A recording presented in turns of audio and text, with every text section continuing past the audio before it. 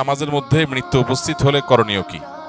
উদাহরণস্বরূপ সিজদারত অবস্থায় মৃত্যু উপস্থিত হলে আমি কি সিজদার তাসবিহ পড়ব, নাকি কালিমায়ে তাইয়্যিবা বা কালিমায়ে শাহাদা পাঠ করব, নাকি উভয় কালিমা পড়ব? দয়া করে জানাবে। নামাজে মনোযোগ বিষয়টা যে কত গুরুত্বপূর্ণ, নবী করিম সাল্লাল্লাহু আলাইহি ওয়াসাল্লামকে একবার একটা কাপড় দেয়া হলো নামাজ পড়ার জন্য। সহিহ বুখারীতে হাদিসটি বর্ণিত হয়েছে। যায় নামাজের মতো এরকম কিছু একটা বিছায়া নামাজ পড়তে দেওয়া হলো। তিনি নামাজ পড়ে 2 রাকাত পড়ে সালাম ফিরিয়ে এরপরে বললেন যে এই কাপড়কে দিয়েছে আমাকে। ইন্ডিয়ান গরুর উপরে আমাদের কোরবানির বাজার নির্ভর করে না।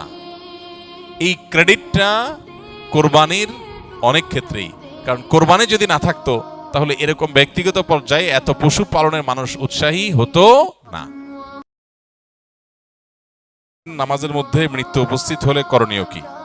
উদাহরণস্বরূপ সিজদারত অবস্থায় মৃত্যু উপস্থিত হলে আমি কি সিজদার তাসবিহ পড়ব, নাকি কালিমায়ে তাইয়্যিবা বা কালিমায়ে শাহাদা পাঠ করব, নাকি উভয় কালিমা পড়ব? দয়া করে জানাবেন। নবী করিম সাল্লাল্লাহু আলাইহি সাল্লাম বলেছেন, মান কানা আখিরু কালামিহি কাউলু লা ইলাহা ইল্লাল্লাহ দাখালাল জান্নাহ আও কামা ওয়ারাদা ফিল হাদিস। যে ব্যক্তির শেষ কথা হবে লা ইলাহা ইল্লাল্লাহ, যার শেষ কথা কি হবে? লা ইলাহা ইল্লাল্লাহ, অর্থাৎ তাওহীদ যার শেষ অবস্থান হবে, সে ব্যক্তি ওই অবস্থায় মৃত্যুবরণ করলে তার ঠিকানা হবে জান্নাত, সে জান্নাতে প্রবেশ করবে। আল্লাহ আমাদের সেই সৌভাগ্যবান মানুষদের কাতারে শামিল হওয়ার তৌফিক দান করুন। তাহলে শেষ কথা লা ইলাহা ইল্লাল্লাহ হলে জান্নাতে প্রবেশ করবে, যে এর অর্থটা কি, এর মর্মটা কি? অনেক মুহাদ্দিসিনে কেরামের ব্যাখ্যা হলো যে এর মর্ম হলো যার সর্বশেষ অবস্থান হবে ঈমান এবং তাওহীদ, অর্থাৎ তাওহীদে বিশ্বাসী আছে, এই অবস্থায় তার মৃত্যু হয়েছে। মাঝে মৃত্যু এবং তার তাওহীদের এই বিশ্বাস, এই দুইয়ের মাঝে কখনো শিরক, সন্দেহ, কুফর, নিফাক এগুলোর কোনোটা আসে নাই। সে তাওহীদের উপরে যে অবস্থান তার ছিল, বক্ষে তাওহীদে বিশ্বাস ছিল, মুখে তাওহীদের স্বীকৃতি ছিল, এরপর সে ওই অবস্থান থেকে 2 মাস পর, 2 বছর পর, 10 বছর পর যখনই মারা যায়, অবস্থান আগেরটাই ছিল, তাহলে সে জান্নাতে যাবে। এই হাদিসের ব্যাখ্যা অনেকে বলেছেন, অনেক মুহাদ্দিস বলেছেন এইটা। আবার এর একটা অর্থ বাহ্যিকভাবে এটাও বুঝে আসে যে মৃত্যু ঠিক আগ মুহূর্তে লা ইলাহা ইল্লাল্লাহ বলে যে মারা গেল, সে জান্নাতে প্রবেশ করলো। তো যেটাই হোক না কেন, বাহার কাইফ মানুষ মৃত্যুর আগ মুহূর্তে লা ইলাহা ইল্লাল্লাহ মুখে উচ্চারণ করেই মৃত্যুবরণ করতে হবে জান্নাতে প্রবেশ করবার জন্য, ব্যাপারটা এরকম না, এটা শর্ত না। হ্যাঁ, সন্দেহাতীতভাবে লা ইলাহা ইল্লাল্লাহ, কালিমাতুশ শাহাদা, কালিমাতুত তাইয়্যিবা সিজদারত অবস্থায়, রুকুরত অবস্থায়, নামাজরত অবস্থায়, তেলাওয়াতরত অবস্থায়, দোয়ারত অবস্থায়, তওয়াফরত অবস্থায়, হজরত অবস্থায়, ইবাদতরত অবস্থায় যদি কারোর মৃত্যু হয়, এটা তার হুসনে খাতেমা বা ভালো মৃত্যুর আলামত, এতে কোনো সন্দেহ নাই। কিন্তু এর মানে এই না যে তাকে ওই লা ইলাহা ইল্লাল্লাহ উচ্চারণ করতে করতেই মারা যেতে হবে, তাহলেই শুধু ভালো মাত্র আলামত বলা যাবে, ব্যাপারটা সেরকম না। একজন সুবহানাল্লাহ এই কথা বলে মারা গেলেন, ভালো মৃত্যু না খারাপ মৃত্যু? ভালো মৃত্যু। আল্লাহর পবিত্রতা জ্ঞাপন করে মারা গেলেন, এটা নেককারের মৃত্যু, এটাকে আমরা ঈমানের মৃত্যু বলতে পারি, আলহামদুলিল্লাহ। অতএব কেউ সিজদা থাকা অবস্থায় তিনি সুবহান রাব্বিয়াল আ'লা, সুবহুন কুদ্দুস রব্বুল মালাইকাতি ওয়ার রূহ, সিজদার কোন তাসবিহ তিনি পাঠ করে 2 চোখ বন্ধ হয়ে গেল তার, আলহামদুলিল্লাহ, এটা নেককারের মৃত্যু বলা যেতে পারে। হুসনে জন বা তার প্রতি সুধারণা করা যেতে পারে, আল্লাহ তাআলা তাকে নেককারের মৃত্যু দান করেছেন সম্ভবত। বাহ্যিক দৃষ্টিকোণ থেকে তার এই মৃত্যুকে নেককারের মৃত্যু বলা যায়। অতএব সিজদায় গিয়ে যদি মৃত্যু মুখোমুখি মানুষ পতিত হয়, তাহলে তাকে লা ইলাহা ইল্লাল্লাহ বলতে হবে এমন কোনো কথা নাই। আর যদি সিজদা লা ইলাহা ইল্লাল্লাহ বলেও, তাতেও অসুবিধা নেই। বাকি শেষ কথা লা ইলাহা ইল্লাল্লাহই হতে হবে হুসনে খাতেমার জন্য, এটা জরুরি না, শর্ত না। লা ইলাহা ইল্লাল্লাহর মর্ম বোঝা যায়। সুবহান রাব্বিয়াল আলা যখন কেউ পড়ে, এখানেও কি আছে? লা ইলাহা ইল্লাল্লাহর প্রতি বিশ্বাসের ছাপ আছে। অতএব ওই মৃত্যুটাকেও ভালো মৃত্যু ধরা হবে। অনেক সময় সামনের কাতারে টি শার্ট পরে অনেক মুসল্লি নামাজে দাঁড়ান, সেই টি শার্টের পেছনে অনেক বড় অক্ষরে লেখা থাকে। এছাড়া নামাজের সময় সামনে যদি পানির বোতল ইত্যাদি থাকে এবং বোতলে ব্র্যান্ডের নাম লেখা থাকে, জামাতে নামাজ পড়ার সময় বা একাকী নামাজ পড়ার সময় এই সকল লেখার উপর খেয়াল পড়ে বা লেখাগুলি পড়লে নামাজের ক্ষতি হবে কিনা দয়া করে জানাবেন।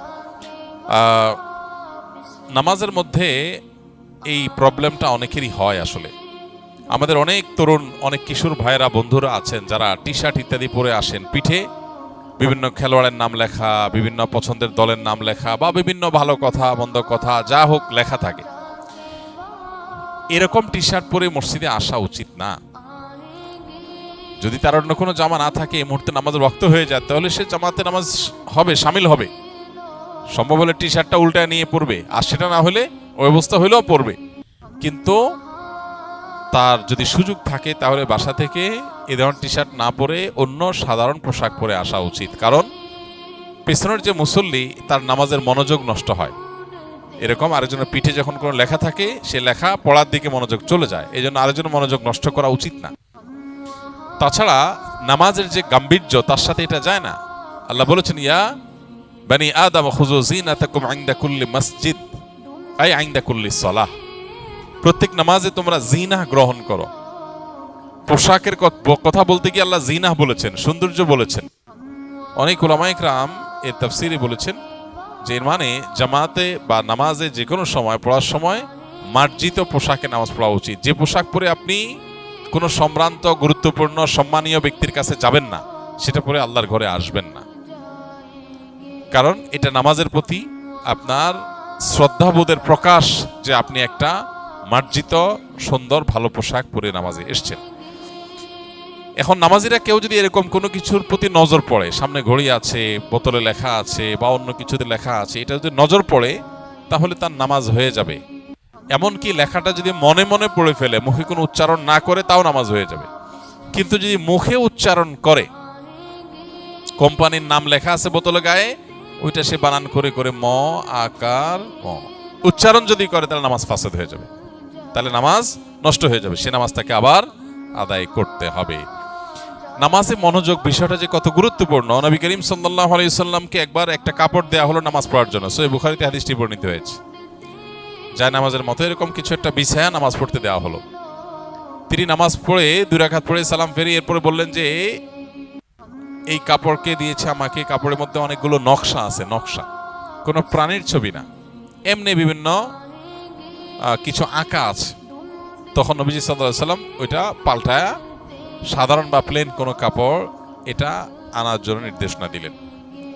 এখান থেকে বোঝা গেল যে মনোযোগ নষ্ট হতে পারে এরকম জিনিস রাখা উচিত না নামাজের সামনে। এই জন্য মসজিদে বা বাসা যেখানে আমরা নামাজ পড়বো, সামনে এমন কিছু রাখা উচিত না। আয়না রাখলেন আপনি, তাহলে আয়নাতে নিজের চেহারা দেখবেন, মনোযোগ যাবে ওইদিকে। এই জন্য আয়নার সামনে নামাজ পড়া উচিত না, মাকরুহ। এবং নামাজে মনোযোগ নষ্ট হতে পারে এমন যায় নামাজ বের হয়েছে আজকাল, এত চাকচিক্য, এত ডিজাইন, এত আপনার স্টাইল, এত ছবি, এত কিছু, যে ওইগুলোর দিকে মনোযোগ চলে যায়।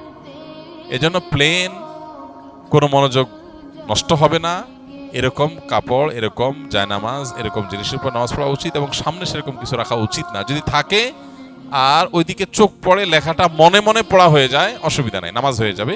কিন্তু নামাজের মানকে কমিয়ে দেয় এর মাধ্যমে। কোরবানি আসলে এক শ্রেণী মানুষের মায়া কান্না দেখা যায়, তাদের ব্যাপারে আপনার অভিমত কি?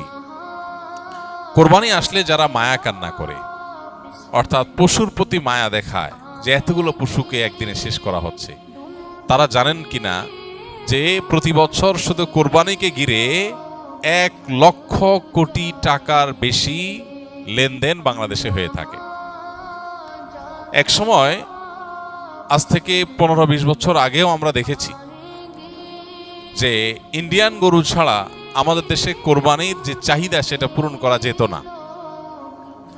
বাজারে ইন্ডিয়ান গরুতে সয়লাভ থাকতো, কিন্তু এখন আলহামদুলিল্লাহ কোরবানিতে এই যে লক্ষ লক্ষ পশু জবে করা হয়,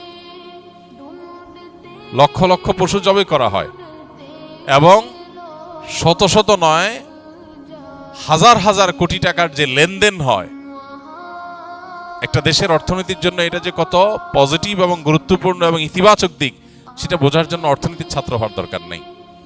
আমরা দেখি যে আমাদের দেশে এখন আমাদের কৃষক ভাইয়েরা বিভিন্ন পর্যায়ে মানুষ গরু ছাগল নিজেরা ব্যক্তিগত প্রচেষ্টায় পুষে খামার করে এই পরিমাণ উৎপাদন বাড়িয়েছে যে এখন আর ইন্ডিয়ান গরুর উপরে আমাদের কোরবানির বাজার নির্ভর করে না। এই ক্রেডিটটা কোরবানির অনেক ক্ষেত্রেই, কারণ কোরবানি যদি না থাকতো তাহলে এরকম ব্যক্তিগত পর্যায়ে এত পশু পালনের মানুষ উৎসাহী হতো না। অতএব যারা কোরবানি আসলে পশুর প্রতি মায়া কান্না করে তারা আসলে হয় জ্ঞান পাপী আর না হলে অর্বাচীন। তারা কোরবানির পেছনের যে অন্তর্নিহিত বিশাল অর্থনৈতিক গুরুত্বপূর্ণ ভূমিকা আছে আমাদের দেশের জন্য, শুধু অর্থনৈতিক ভূমিকাই না, এর পেছনে আরো অনেক কিছু আছে। অনেক গরিব প্রান্তিক জনগোষ্ঠীর অনেক মানুষ আছেন যারা সারা বছর নিজের টাকায় গোশত কিনে খাওয়ার মতো সামর্থ্য তাদের খুব একটা থাকে না। তাদের শরীরে আমিষের যে ঘাটতি আছে এই ঘাটতি পূরণ করবার ক্ষেত্রে কোরবানির ভূমিকা অপরিসীম। অনেক ক্ষুদ্র ক্ষুদ্র উদ্যোক্তা আছেন, ছোট ছোট ব্যবসায়ী আছেন, যে অনেক বিধবা আছেন যে 2-4-6টা ছাগল তিনি পালেন, 1 বছর পালার পর কোরবানিতে বিক্রি করে যে লাভ হয় তা দিয়ে তার সংসার চলে। আলহামদুলিল্লাহ, এই যে ক্ষুদ্র ক্ষুদ্র উদ্যোক্তা তৈরি করা, তাদেরকে বাঁচিয়ে রাখা এবং এ জাতীয় আরো যত রকমের সুফল আছে কোরবানিকে ঘিরে। দেখা যায় যে কাঁঠাল পাতা এটা সারা বছর কোনো কাজে লাগে না, কিন্তু কোরবানিকে ঘিরে প্রচুর পরিমাণে কাঁঠালের পাতা গাছ থেকে সংগ্রহ করা, পাড়া, তারপরে সেটা বিক্রি করা, তারপরে খড় বিক্রি করা, তারপরে গরুর খাবার বিক্রি করা, তারপরে কোরবানির জন্য গরুর গোশত বানাতে হবে সেজন্য কাঠের গুঁড়ি তৈরি করা, সেগুলো বিক্রি করা, তারপরে যারা কামার কাজ করে, লোহা লক্কর নিয়ে যারা কাজ করে, তারা দেখা যায় দাও বটি ইত্যাদি ধার করার কাজ করে। এরকম বহু পেশার মানুষ তাদের জীবিকা নির্ভর করে কোরবানির উপরে। সবচেয়ে বড় কথা তো আল্লাহ তাআলার নির্দেশ, নবী সাল্লাল্লাহু আলাইহি সাল্লামের নির্দেশ, সেটা তো সবচেয়ে বড় কথা আছেই। এর পাশাপাশি কোরবানির যত আর্থ সামাজিক উপকারিতা আছে সেটার দিকে যদি কেউ একটু চোখ বোলায় তাহলে সে কোরবানির ব্যাপারে নেতিবাচক কথা বলতে পারে না, হোক সে নাস্তিক, হোক সে অন্য কোনো ধর্মাবলম্বী। কারণ এর প্রত্যক্ষ সুফল আমরা অগণিত পাচ্ছি। আর যদি কোনো সুফল প্রত্যক্ষ আমরা নাও বুঝি, তারপর আমাদের ইয়াকিন থাকবে, একজন মুসলমান এই বিশ্বাস থাকবে আল্লাহ এবং তার রাসূল যে নির্দেশ করেছে তার ভিতরে কল্যাণ আছে, অকল্যাণ নাই। যারা কোরবানি আসলে মায়া কান্না করে এদেরকে দেখবেন তারা বিব বার্গার